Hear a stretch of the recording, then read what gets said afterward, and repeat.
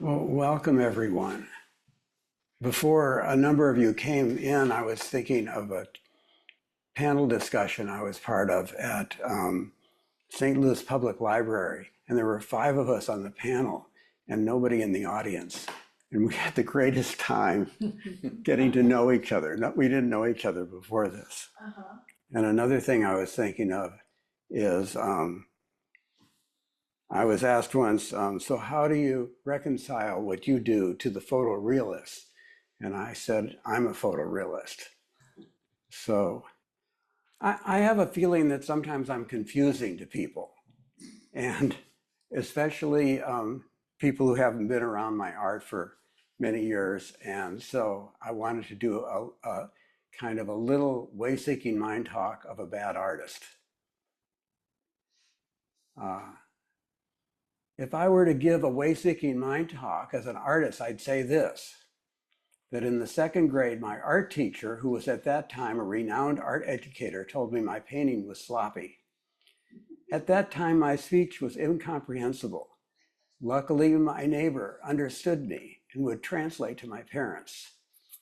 In the 5th grade, there was a kid, Ben, who drew beautifully in the margins of his schoolwork. I started doing that too, without his finesse, and started drawing the same figure I do today, who I call Dr. Dolittle, a doctor from a bunch of books who would listen to animals and hear their pain. I was also infatuated with taking things apart. Neighbors would give me broken clocks and other appliances so I could disassemble them. Unlike Ben, I had no talent for drawing. I always considered this as a godsend and tell people who say they have no talent that they are truly fortunate. And part of the reason for that is that if you have talent, then you have to make choices. I'm going to do this or I'm not going to do this. If you don't have any talent, you can just be yourself. So it's a lot more fun. Though I would have probably gone to the School of the Art Institute if I could have drawn, luckily went to the University of Illinois to study many subjects and years later taught at the School of the Art Institute. My high school English teachers told me that I'd flunked freshman English. I thought that would be a good subject to focus on, so I did all the courses for a degree in English except for Shakespeare and the Bible as literature. And I needed another year of French, which I couldn't do at all. I've been doing the Bible for the last 18 years or so, but French and I never got along. It was hard enough to learn English. Speaking has been my challenge. Teaching for 35 years gave me a little practice, but as you know, there are many facets to verbal communication, and I have much to learn. Luckily, all of you have helped me in innumerable ways. At the age of 12, I started making photos and found it was the first way I could express myself. From that time on, I always saw myself as a photographer. Luckily, the University of Illinois did not have at that time an actual degree in photography, so I went through a number of majors as an undergraduate, always spending most of my time in the photo lab. And luckily, I had some wonderful painting and printmaking teachers who encouraged my drawings. In my first semester of freshman drawing, I think I got a C from an old guard teacher. He said that if I had been a graduate student, he would have given me an A, but as a beginning drawing student, he'd have to give me a C. You know, some things are compliments like that. Luckily, there was another teacher who taught drawing in the next classroom, and he laughs at, I mean, he's not alive anymore, but he used to laugh at that because he hadn't gotten tenure yet. And so he was, during the break, I'd show him my drawings that he became a lifelong mentor.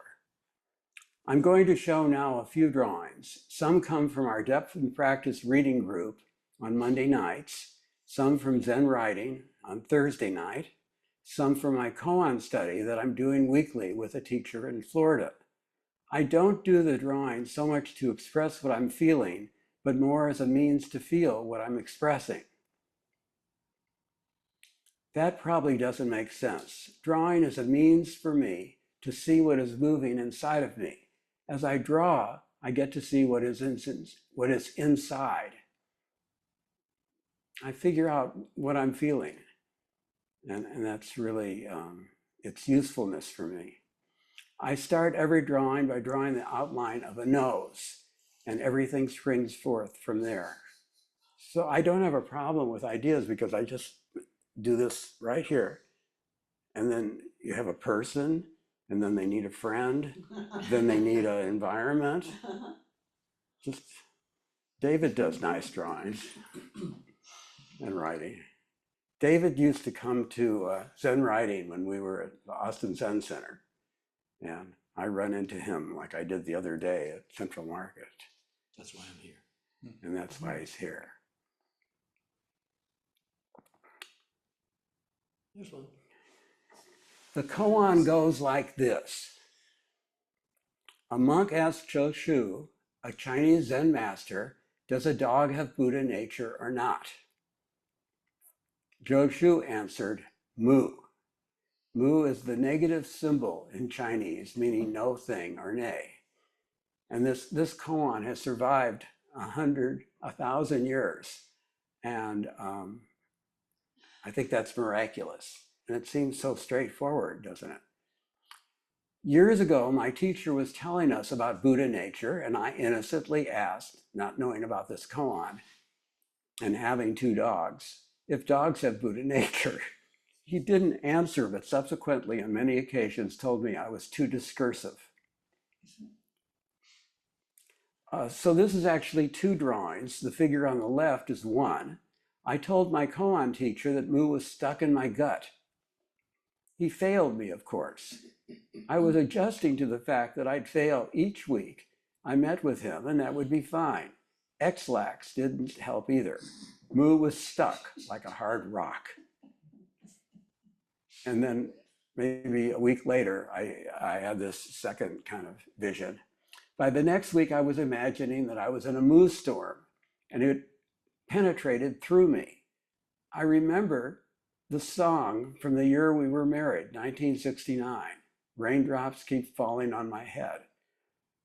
I was happy with mu flowing through me, and still I failed. There was still a dualism of me and mu.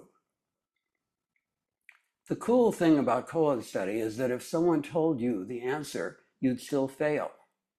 And supposedly there's out there a book with all the answers. And I heard of a Korean koan teacher who would tell the students the answer, and their challenge was to get there.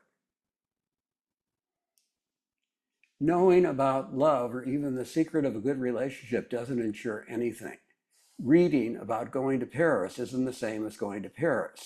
How does one have an experience of mu? Paris was easier. I merged with my dog. We were full of empty, so to speak. But we were isolated from everything else, which is being alone.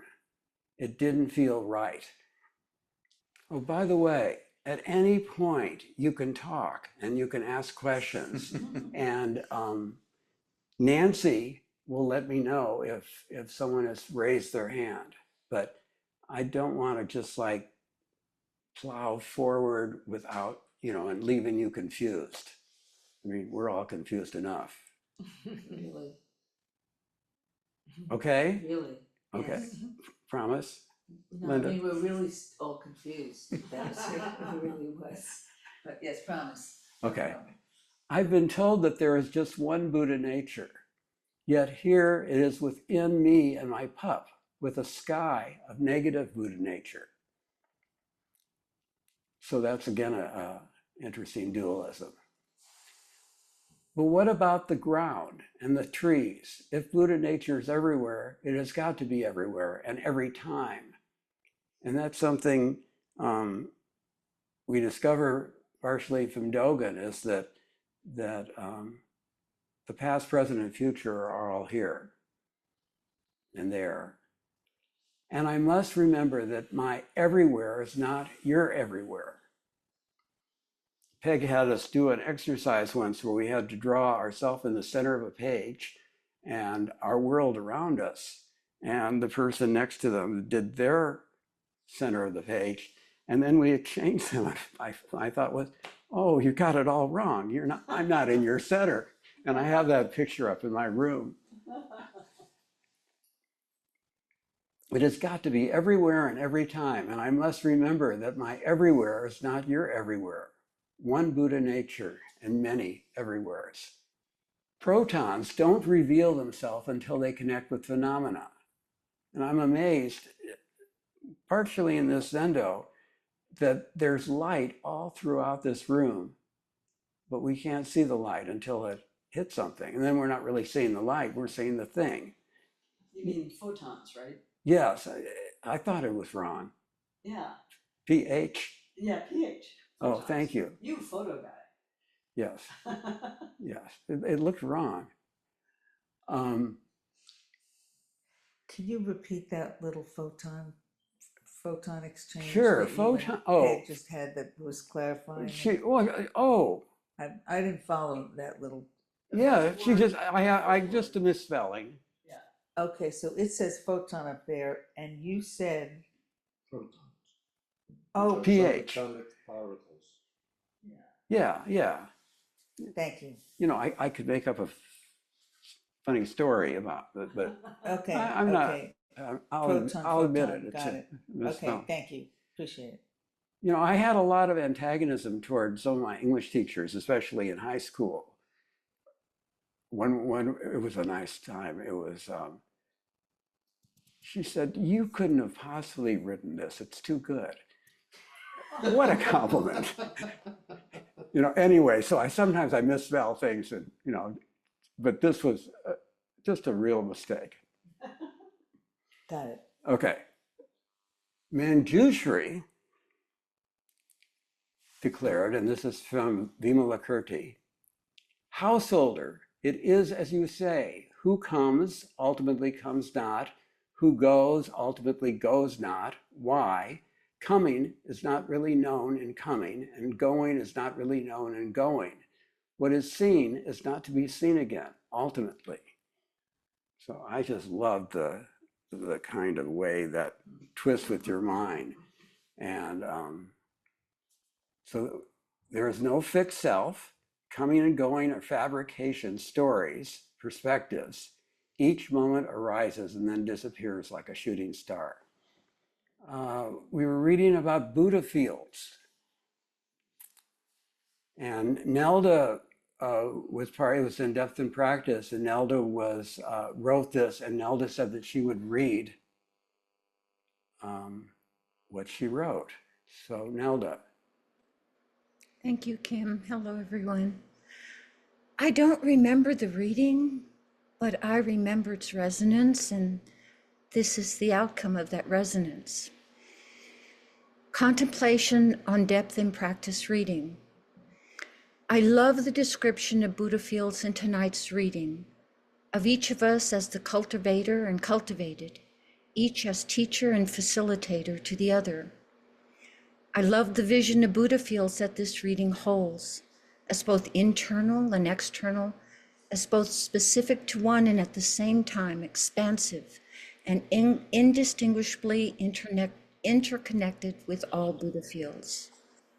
And how this reading is, as our practice is, a poetic reminder of the interwovenness of all things, all moments, all activity, be they our thoughts and actions or those happening around us.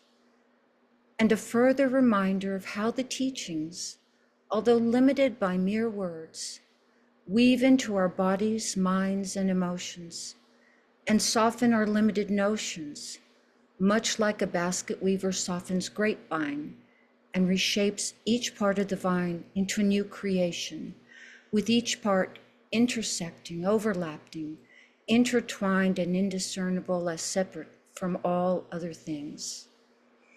I so love how the teachings in our practice reform us, much like the grapevine is reshaped, softening and interweaving us with the lives of others to co-create a life of less suffering for ourselves, for each other, for all.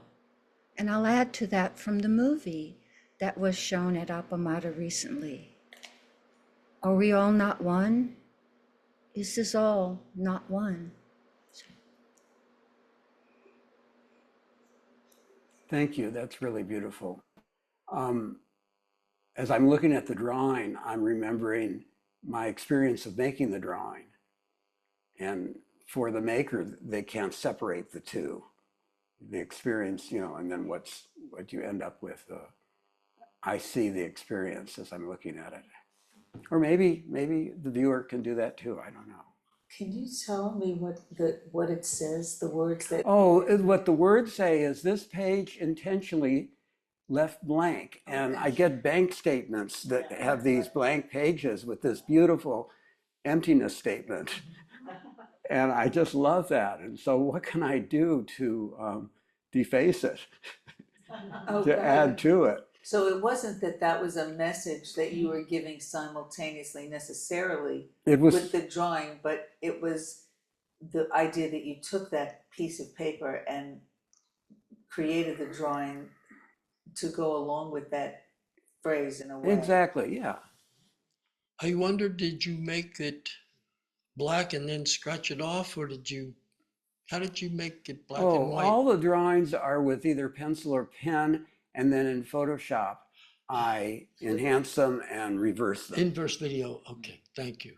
Thank you. That's a good question. You were wondering if the bank statement came on a black piece of Well- paper with the white writing, right? There is black paper, and then there's that black paper that you scratch off. Right. Yeah, yeah, it has But the kind of a banks, I don't waxy. think use Yeah, that yeah. one. Well, inverse video, it's amazing. Got it, that makes sense. And Rosemarie, could you read this? Sure. So it is, Ananda. It is, as you say, Ananda. There are Buddha fields that accomplish the Buddha work by means of bodhisattvas. Those that do so by means of lights, those that do so by means of the tree of enlightenment, those that do so by means of the physical beauty and the marks of the Tathagata, those who do so by means of religious robes, those that do so by means of food, those that do so by means of water, those that do so by means of gardens, those that do so by means of palaces, those that do so by means of mansions, those that do so by means of magical incarnations, those that do so by means of empty space, and those that do so by means of lights in the sky. Why is it so, Ananda? Because of these various means, living beings become disciplined.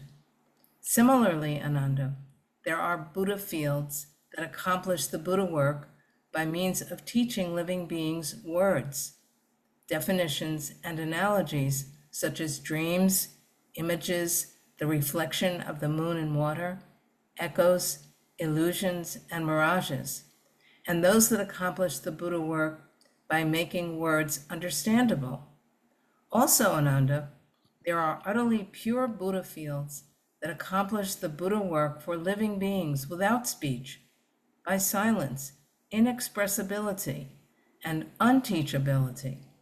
Ananda, among all the activities, enjoyments, and practices of the Buddhas, there are none that do not accomplish the Buddha work, because all discipline living beings, because all discipline living beings. Finally, Ananda, the Buddhas accomplish the Buddha work by means of the 4 maras and all the 84,000 types of passion that afflict living beings. So Mara was the one on the night of Buddha's enlightenment and afterwards who would always challenge him. And the 84 passions are what we cling to that causes all the problems in our life. And these are our teachers. I just love this statement. Ananda was Buddha's sidekick, and he took care of him. But he never got enlightened as long as Buddha was alive. And then after Buddha died, they needed Ananda because he knew everything that Buddha said. but he needed to be enlightened, and also he couldn't be levitating. That was the two rules to be in this first council. He couldn't be levitating. So Ananda became enlightened. And I don't know that he ever had a problem levitating. Form is emptiness, emptiness is form. And that's in the Heart Sutra that we read. When we grab the steering wheel tightly, our knuckles turn light pink and we stress out really bad. And we are forgetting about how beautiful the world is. And we are breathing shallowly, if that is a word. 2. When we open the hand of thought and feel the weightlessness of life, we breathe deeply and smile. It is laughable how simple and beautiful it all is. Embrace it with all your heart. 3. But the truth tells us we need to hold on for dear life, and we also open our hand of thought and feel the bird as it flies away effortlessly. And this is a poem that we learned in high school, and it stuck with me. Eternity by William Blake. He who binds to himself a joy does the winged life destroy, but he who kisses the joy as it flies lives in eternity's sunrise. So some of these drawings come from Depth and Practice, something that we read that touched me, and we spend 15 minutes at the end of Depth and Practice writing, and then another 15 minutes sharing our reflections. Mortals yearn for boundaries. Are there any boundaries when you open your hand? It makes us feel safe, like how we wrap a distressed babe in a tight blanket. But what really gets done wrapped up? If liberation is anything, it is floating away on a blanket. I wish I would have said it is floating away on a blanket to our original self. So it's a coming and going always, back to ourself. Suzuki Roshi's new book is Becoming Yourself. That's the hardest effort. Right, David? When can two people really agree about anything? And it just seems, I keep telling my wife that it's an odd thing for two people to be married because, like you can't have a board with two people. You need to have more people on a board because how could two people ever make a decision? Because there'd be one view and another. You need to have an odd number, maybe. Maybe when they are both fully realized. That's crazy. Though there is one Dharma, it would still be seen from different vantage points and not appear to be the same as we see in the Vimalakirti Sutra, where each of the bodhisattvas see non-dualism from a different perspective. Why? Because not knowing is the ultimate realization. Not knowing is most intimate. Maybe they'd at least agree that they don't know. And two people who are having a little issue, I think. But they have hearts all through them. They got the same nose. Their noses are touching. Is that the way Eskimos kiss? Touching noses? Thing. I'm glad you're here. Just remembered that. John want to say something too. Yes. On the last illustration, I liked where their noses were meeting, there was kind of an explosion. It was more than just their noses going exploding. Yeah. With our cosmic mudra that we do, there's a lot going on between the thumbs that are touching. And there's an instruction that you're supposed to touch your thumbs, but you're supposed to leave enough room for a piece of paper to slip between them. And there's all this energy in art as things almost touch. When they touch, it's kind of over.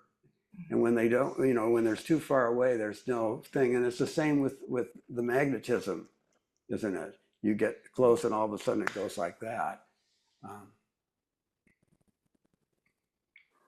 I tried to be good. I tried so hard to be good. I was bad. So then I decided to be bad, and that didn't work either. So then I just became myself, and that worked better. Why didn't anyone tell me it would be so much easier to just stop trying so hard, so darn hard? And I sent it to a student of mine from 50 years ago, who's a wonderful artist, and he wrote back, because you didn't listen. I'm balancing two emptinesses, maybe juggling. One is impermanence, and the other is no essence. And of course, they're one. So these balloons have become a kind of a symbol for me of emptiness, and nothing's in them.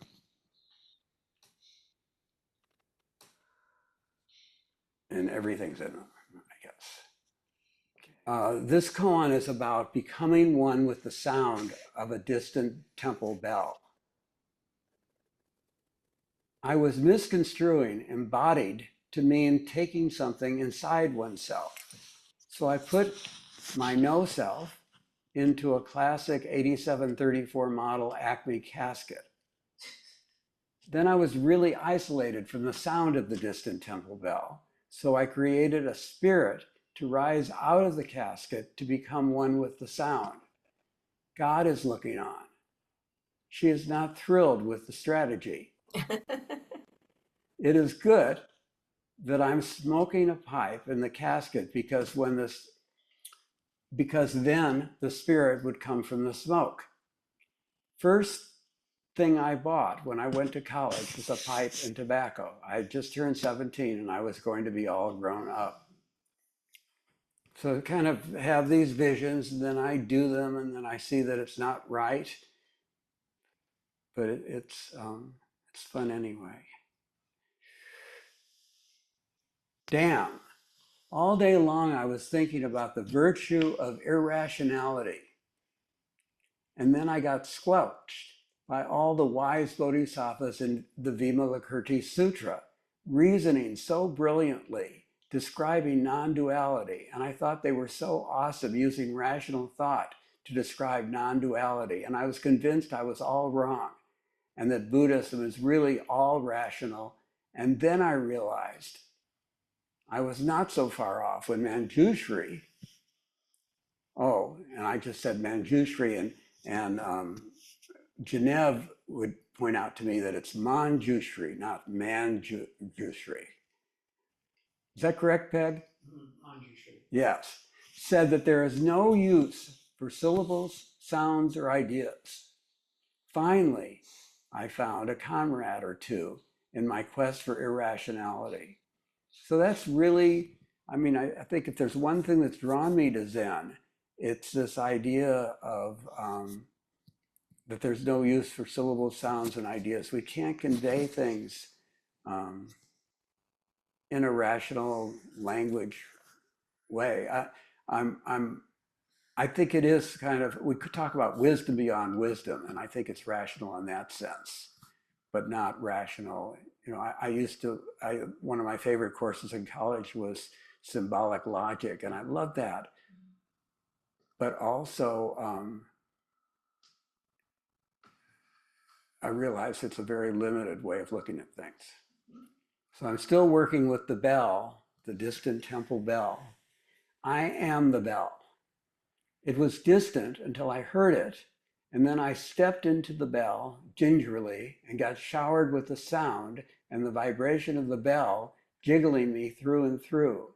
Actually, more time than the sands of the Ganges. That's a common reference in Buddhism, because it's such a big number. And then we just came across a thing, the sands of 60 Ganges. Soon there was a Dharma talk, and the words didn't stop. Sometimes the bell would indicate that a Dharma talk would be coming. Hearing the peal of the hammer before, during, and after, which is a line from a chant we do. And we can all understand the peal of a hammer on a bell during, but how about before and after? So there's the anticipation, and there's the echoing, and I read some funny thing that turned out not to be true, but the birds going down the middle of Mexico can hear the Atlantic and the Pacific, and that's how they navigate. But anyway, it was a nice story. My wife said, well, maybe it echoes from mountain to mountain to mountain to mountain. Anyway, none of it's true, but I love the story. Okay, so, but permeated through the pores of skin, making and shaking all my cells as the talk rained over me. I didn't listen in the same way that the fish don't know they are in water until they aren't. Oops. 6 fingers. The right hand has 6 fingers. Earth on 5 giant cloudy day. Well, that's the earth, and it was all of a sudden there were these giant clouds covering the earth. Buddha, Dharma, Sangha, 3 treasures, and that's the 3 buttons on the shirt. They told us in school with a straight face what was the world. It wasn't where I rode my bike in the alley.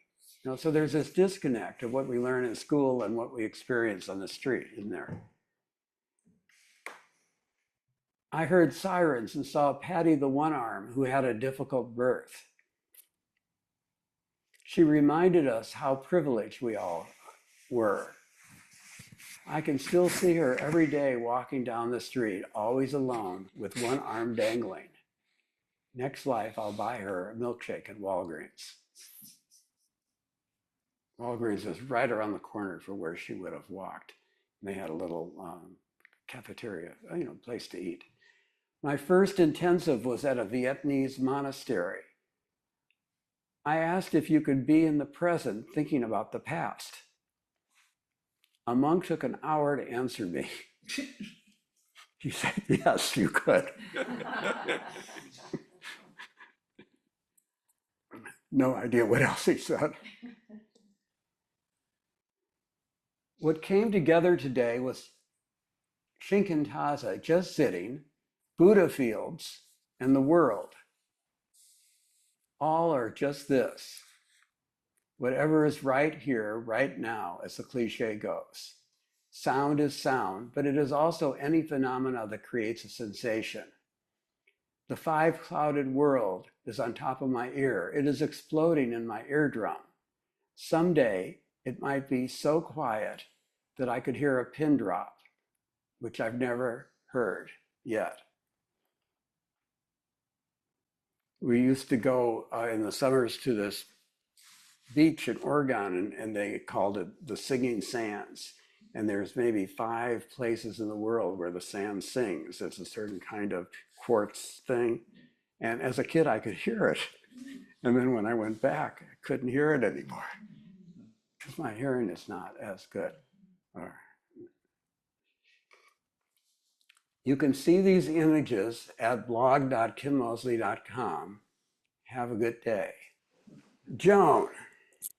I am wondering, and perhaps all is incorrect, why you put all your illustrations in the negative form, if you understand what I'm saying.